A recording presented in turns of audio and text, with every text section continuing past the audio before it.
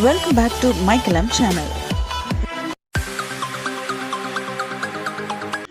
இந்த உலகத்தில் மாறிவரும் உணவு பழக்கம், துரித உணவு கலாச்சாரம் ஆகியவற்றால் சிறு வயதிலேயே நீரிழிவு இரத்த அழுத்தம் உண்டாகிறது. 35 வயதுக்கு மேல் அனைவரும் சர்க்கரை அளவை பரிசோதித்துக் கொள்ள வேண்டும் என்கிறார்கள் மருத்துவர்கள்.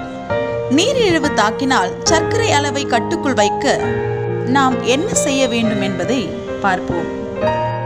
நீரிழிவு நோய்க்கு சிறந்த நிவாரணியாக பயன்படுவது பாகற்காய். இன்சுலின் சுரப்பை தூண்டுகிறது.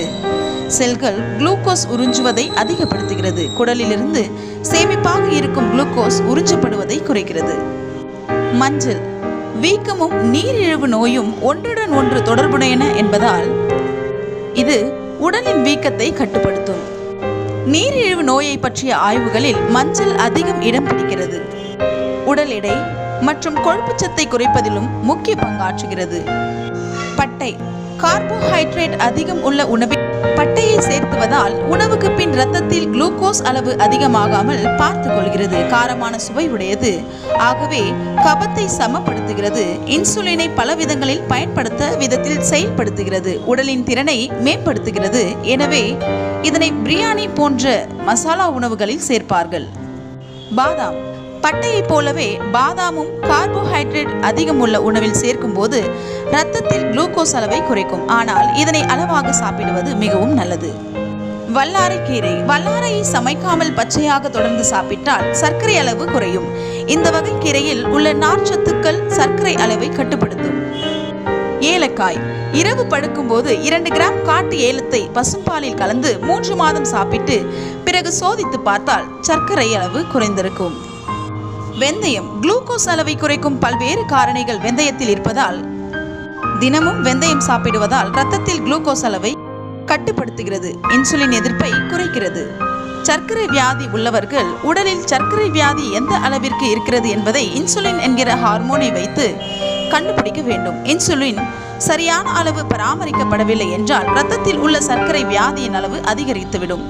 சரியான முறையில் நாம் மருத்துவம் செய்யவில்லை என்றால் இன்சுலின் அளவு அதிகரித்து உடலில் சில பாகங்களையும் செயலிழக்க வைத்துவிடும். முக்கியமாக மாரடைப்பு, கிட்னி சம்பந்தப்பட்ட வியாதிகள் மற்றும் ஈரல் சம்பந்தப்பட்ட வியாதிகள் தலை தூக்கிவிடும். எனவே சர்க்கரை வியாதி உள்ளவர்களின் இரத்த மாதிரியை அடிக்கடி பரிசோதித்துக் கொள்வது மிகவும் அவசியமாக உள்ளது. இந்த காலகட்டத்தில் இரத்தத்தில் உள்ள சர்க்கரையை பரிசோதிப்பது மிகவும் எளிதான காரியமாகிவிட்டது. இப்பொழுது அனைத்து மருந்து கடைகளிலும் குளுக்கோ-மீட்டர் என்ற கருவி கிடைக்கிறது. இதை நாம் வாங்கி வைத்துக் கொண்டாலே வீட்டில் இருந்தே யார் வேண்டுமானாலும் தங்களது இரத்தத்தில் உள்ள சர்க்கரையின் அளவை பரிசோதித்துக் கொள்ளலாம். அது எப்படி என்பதை பார்ப்போம். முதலில் உங்கள் கைகளை நன்றாக கழுவி பின்பு காய வைத்துக் கொள்ளுங்கள். பின்பு உங்கள் குளுக்கோஸ் மீட்டருடன் கொடுக்கப்பட்டுள்ள பரிசோதனை அட்டையை உங்கள் மீட்டரில் வையுங்கள். பின்பு ஊசி போல் உள்ள ஒரு கருவியை எடுத்து உங்கள் நுனி விரலில் லேசாக குத்த வேண்டும். அதிலிருந்து வரும் ஒரு சொட்டு இரத்தத்தை அந்த பரிசோதனை அட்டையில் படுமாறு வைத்துக் கொள்ள வேண்டும். உங்கள் இரத்தமானது அதில் பட்டவுடன் கைகளை எடுத்துக்கொள்ளலாம். பின்பு சரியான ரிசல்ட் வரும் வரை காத்திருக்க வேண்டும். வருவதற்கு சில நொடிகள் முதல் சில நிமிடங்கள் வரை ஆகலாம். இதை வீட்டிலிருந்தே பரிசோதனை செய்வதால் முக்கியமான வழிமுறைகளை நீங்கள் கடைபிடிக்க வேண்டும். முதலாவது, கைகளை நன்றாக சுத்தமாக கழுவிவிட்டு அதை காய வைத்த பின்புதான் இரத்த மாதிரி எடுத்து நீங்கள் உபயோகம் செய்ய வேண்டும். நீங்கள் வாங்கிய குளுக்கோஸ் மீட்டர் அதனுடன் கொடுக்கப்பட்ட சோதனை அட்டை அனைத்தும் சுத்தமாக உள்ளதா என்று சோதித்த பின்பு உபயோகம் செய்ய வேண்டும். சிலருக்கு அதிகமான வலி ஏற்பட்டு மயக்கம் வர வாய்ப்புள்ளது. வீட்டில் தேவையான அனைத்து முன்னேற்பாடுகளையும் செய்து கொள்ள வேண்டும். மேலும் குளுக்கோ-மீட்டரை கொண்டு இரத்தத்தில் சர்க்கரை அளவிடுவர். அப்படி அளவிடும் போது விஷயங்களை கவனத்தில் கொள்ள வேண்டும். உணவுக்கு பின் சர்க்கரை அளவை எடுக்கும் போது போஸ்ட் பிராண்டியல், நீங்கள் சாப்பிட்டு முடித்த நேரத்திலிருந்து கால அளவை கணக்கிடுவதற்கு பதிலாக சாப்பிட ஆரம்பித்த நேரம் முதல் கால அளவை கணக்கிட்டு இரத்தத்தை பரிசோதிப்பதே சரியான முறையாகும். இரத்த சர்க்கரையின் அளவை சரியான விதத்தில் கணக்கிடுவதற்கு ஒரே நாளில் வெவ்வேறு நேரங்களில் சோதனை செய்வது நலம். நாள் முழுவதும் சுற்றுச்சூழல் மற்றும் உடலியல் செயல்பாட்டு காரணிகள் மாறிக்கொண்டே இருப்பதால் வெவ்வேறு நேரங்களில் சர்க்கரையின் அளவு எவ்வளவு இருக்கிறது என்று சோதிப்பது நல்லது.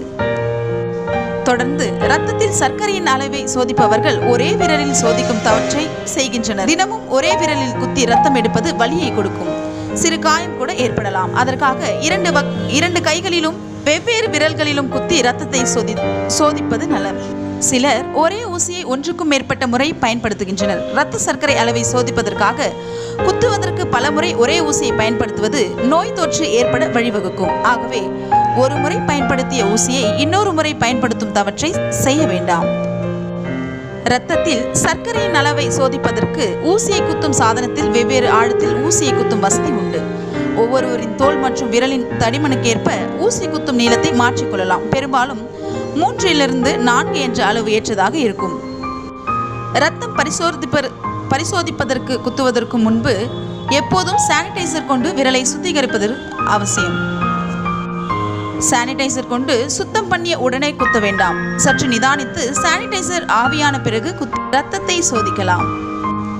குளுக்கோமீட்டர் மூலம் கிடைக்கும் இரத்த சர்க்கரை அளவீடுகளில் சில மாற்றங்கள் ஏற்கத்தக்கன. ஆகவே குறைந்த வேறுபாடுகளை கண்டு பதற்றமடைய வேண்டாம். இவற்றை கவனித்து செயல்பட்டால் சில தேவையற்ற குழப்பங்கள் ஏற்படாது. சர்க்கரையின் அளவை சரியான விதத்தில் கண்காணித்து பாதுகாப்பாக இருக்கலாம்.